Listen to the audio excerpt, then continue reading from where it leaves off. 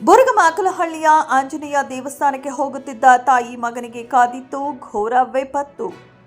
ಹೌದು, ದೈವದ ದರ್ಶನಕ್ಕೆಂದು ಭಕ್ತಿಯಿಂದ ಬೈಕ್ನಲ್ಲಿ ತೆರಳುತ್ತಿದ್ದ ಸವಾರರಿಗೆ ಮೃತ್ಯು ರೂಪಿಯಾಗಿ ಬಂದಿದೆ ಎಜಿಎಫ್ ಆಸ್ಪತ್ರೆಯ ಸ್ವಿಫ್ಟ್ ಕಾರ್. ನಡೆದಿದ್ದೇನು ಗೊತ್ತಾ? ಬುರುಗಮಾಕಲಹಳ್ಳಿಯ ಆಂಜನೇಯ ದೇವಸ್ಥಾನದ ಮುಂಭಾಗದಲ್ಲಿ ಎಜಿಎಫ್ ಆಸ್ಪತ್ರೆಯ ಸ್ವಿಫ್ಟ್ ಕಾರು ತಿರುಗುತ್ತಿದ್ದ ವೇಳೆ ಅತಿ ವೇಗವಾಗಿ ಬಂದ ಬೈಕ್ ನೇರವಾಗಿ ಕಾರಿಗೆ ಡಿಕ್ಕಿ ಹೊಡೆದಿದೆ.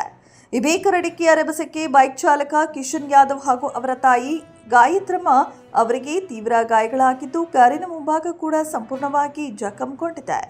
ಸದ್ಯ ಗಾಯಾಳುಗಳಿಗೆ ಪಕ್ಕದಲ್ಲೇ ಇರುವ ಜಿಇಎಫ್ ಕಣ್ಣಿನ ಆಸ್ಪತ್ರೆಯಲ್ಲಿಯೇ ಪ್ರಥಮ ಚಿಕಿತ್ಸೆ ನೀಡಲಾಗುತ್ತಿದೆ.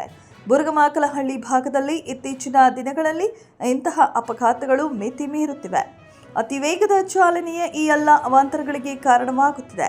ಈ ಘಟನೆಯಿಂದ ರೊಚ್ಚಿಗೆದ್ದಿರುವ ಸಾರ್ವಜನಿಕರು ಮತ್ತು ಸ್ಥಳೀಯರು ಸಂಚಾರಿ ನಿಯಮ ಉಲ್ಲಂಘಿಸುವವರ ವಿರುದ್ಧ ಪೊಲೀಸ್ ಇಲಾಖೆಯು ಕೂಡಲೇ ಕಠಿಣ ಕ್ರಮ ಜರುಗಿಸಬೇಕು ಎಂದು ಸಾರ್ವಜನಿಕರ ಆಕ್ರೋಶವನ್ನ ವ್ಯಕ್ತಪಡಿಸುತ್ತಿದ್ದಾರೆ.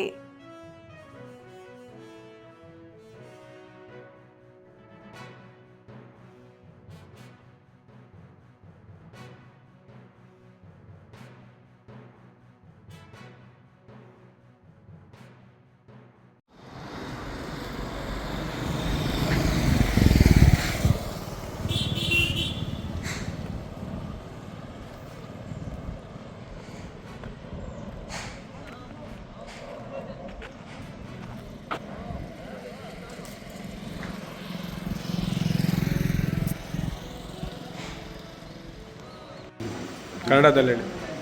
ನಾವು ಹೊಸಕೋಟೆಯಿಂದ ಬಂದುಬಿಟ್ಟು ಘಾಟ್ ಇಳಿದ್ರು.